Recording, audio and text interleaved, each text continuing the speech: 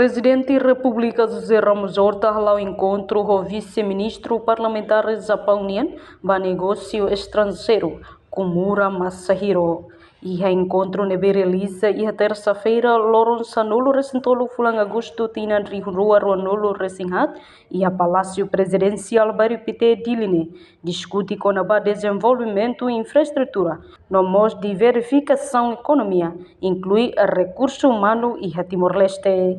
Vice-ministro parlamentar do Japão para negócio estrangeiro, Komura hatete e a encontro com o laureano Nobel da Paz discute com o fortalecimento da relação bilateral entre nação ruane, inclui troca hanoi com o isso regional no internacional nian.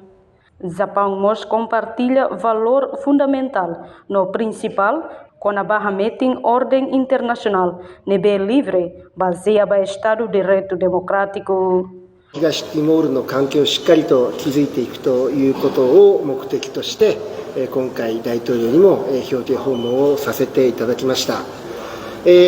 昨年12月にですね、日東ティモール関係が包括的パートナーシップに格上げされたことを念頭に今後の二国間関係の強化に向けた施策や地域国際社会の諸課題等の対応についての意見交換をさせていただきました。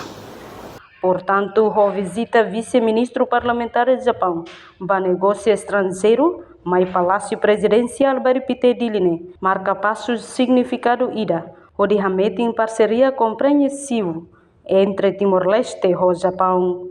A reportagem Sabina Sansa, Televisão Timor Post. Janela informação ba emohoto. Atua tem informação atual dia kliu, kita haluha, hane botão subscribe, like. Halo comentário no Fahia Tutang ba media sosial hotu.